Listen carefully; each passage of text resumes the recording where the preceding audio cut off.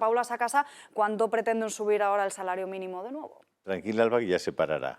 Que aproveche para trabajar ahora. Si Alba Porque Trabajo vuelve a pedir de nuevo una subida en el salario mínimo interprofesional hasta llegar, atención, a los 1.000 euros, un incremento de 35 euros mensuales, lo que conllevaría a 14.000 euros anuales. Esta subida se quiere aplicar de forma retroactiva desde el pasado 1 de enero. Pero ¿cuánto ha aumentado el salario mínimo desde que entró al poder el gobierno de Sánchez? Pues bien, ya acumula un aumento de más del 35% desde el año 2018. Y es que en 2019 lo subieron de 735 euros a 900 euros. En 2020 también incrementó hasta los 950 euros. En septiembre de 2020, ese mismo año, también volvía a subir hasta los 965 euros. Pero ¿qué piensan de esto los agentes sociales? ¿Cuáles son las posturas de las diferentes partes que se verán afectadas? Los sindicatos exigen una subida que ahora apuesta, la misma que ahora apuesta Díaz, una subida de 1.000 euros. Y es que ya se sabe que el gobierno suele conceder a sus amigos los sindicatos lo que piden. La postura que no está a favor y con la que suele contrastar el gobierno es la de los empresarios, que podrían volver a desenvolverse, a descolgarse de este acuerdo como lo hicieron en septiembre, porque la patronal no pretende subir por el momento este salario mínimo interprofesional, ya que supone un riesgo para la recuperación de las empresas y también de los miles de trabajadores. Una subida que si Díaz se empeña a llevar a cabo, ya que se puede aprobar sin tener el consentimiento del diálogo social.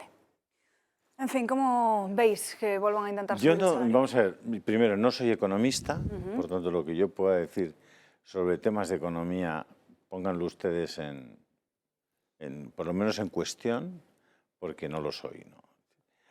Si me preguntas, ¿eres partidario de subir el salario mínimo? Vamos a ver, yo no soy partidario en general de la intervención del Estado, salvo en contadas ocasiones, donde lo que tiene que hacer es evitar los abusos, los monopolios, evitar que en realidad el mercado esté contaminado y no exista esa libertad que se proclama. Y en esos casos el Estado yo creo que tiene la obligación de intervenir.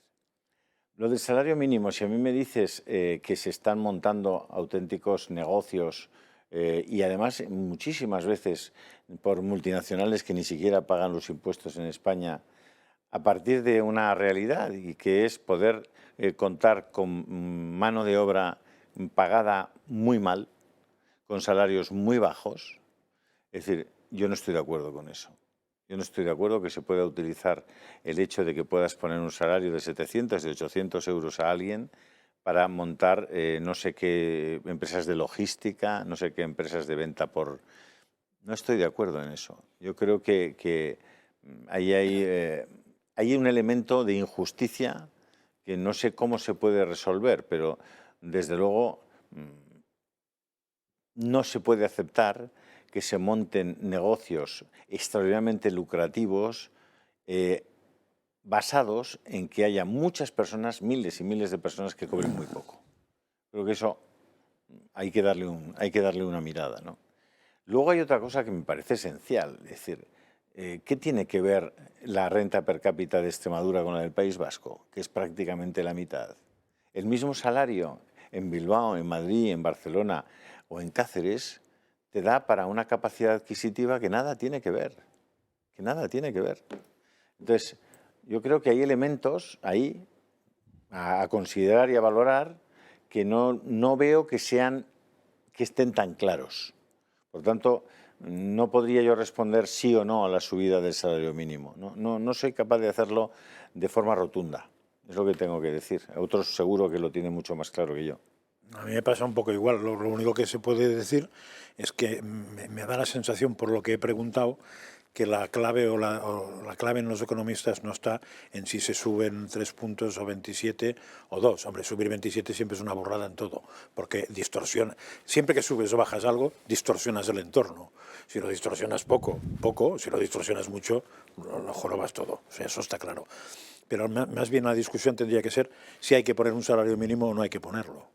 Y entonces hay economistas que dicen que sin salario mínimo funciona mucho mejor el empleo, y hay mucho economista que lo que quiere es un salario mínimo y a partir de ahí ya que sea mayor o menor.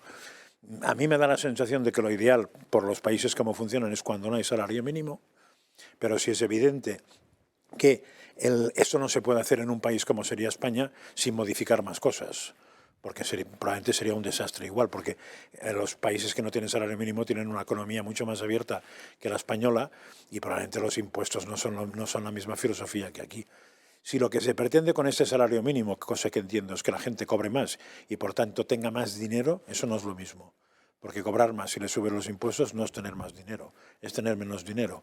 Si lo que se pretende es que la gente tenga más dinero, sería mejor bajar impuestos que no subir el salario mínimo.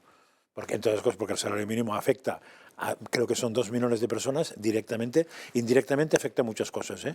A muchas cosas están referenciadas al salario mínimo, pero los impuestos afectan al resto. Entonces, si lo que se trata es de que el español / española tenga más poder adquisitivo y por tanto la economía funcione, que vayan por la vía de bajar cotizaciones a la seguridad social para crear empleo y que vayan por la vía de bajar impuestos para que la gente tenga más dinero y pueda gastar más en aquello que quiere, no en aquello que el Estado le obliga.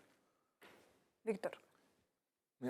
El salario mínimo interprofesional, sin lugar a dudas, destruyó, y está demostrado cualitativa, con certeza, vamos a decir, matemática, más de 140.000 puestos de trabajo.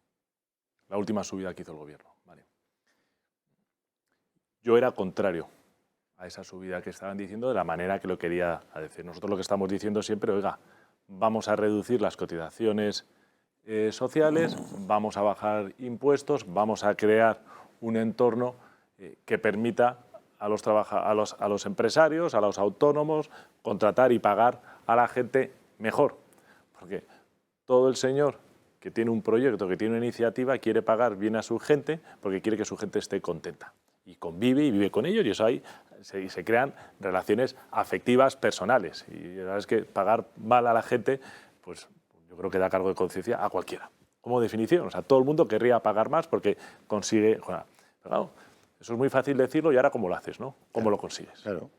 Cuando el Estado le saca a una empresa, a un empresario, a un emprendedor, a un autónomo, más de 2.000 euros, y el trabajador solo ingresa en su cuenta, no llega ni a 1.000 euros, es que algo estamos haciendo muy mal. Claro.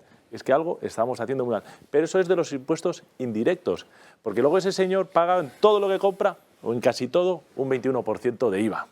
O sea, realmente el poder adquisitivo que tenemos los españoles son sistemáticamente atracados por el Estado. Y esa es la realidad española. El esfuerzo fiscal de España está muy por encima de todo nuestro entorno. Dicho eso, que es la introducción, ¿qué ha pasado este año? Se ha disparado la inflación.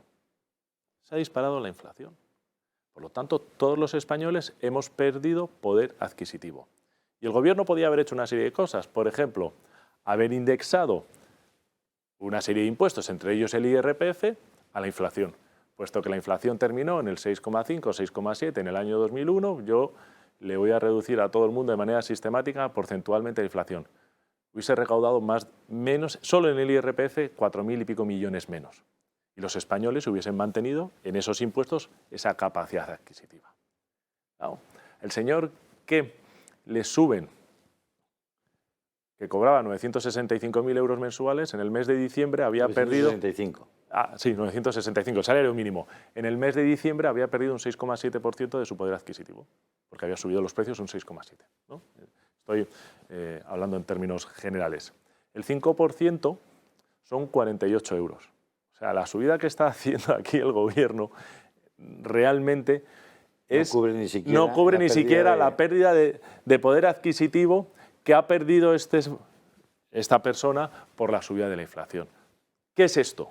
Que es a lo que voy a la conclusión. Es una cortina de humo que se lanza en plena campaña electoral para intentar salvaguardar y crear debates sobre una debacle que la va a tener el Partido Socialista en Castilla y León, e intentar salvar el gran desastre o la gran vergüenza de lo que ocurrió el jueves. Y te lo digo yo, que tenía a los señores de UPN sentados, a Carlos y a Sayas, 2 sitios a mi derecha.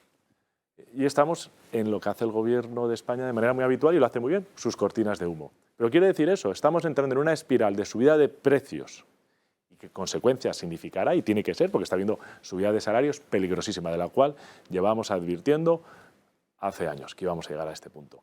Y ahora, ojo al dato, hay elecciones en Francia. Una vez que pasen las elecciones francesas, yo hago una apuesta a que entraremos en un escenario de subidas de tipos de interés, que ya están pidiendo los alemanes, los holandeses, los suecos. Bueno, la lista de países que están diciendo ya está bien es enorme. Vamos a tener que apretar el cinturón y a ver qué hace el gobierno.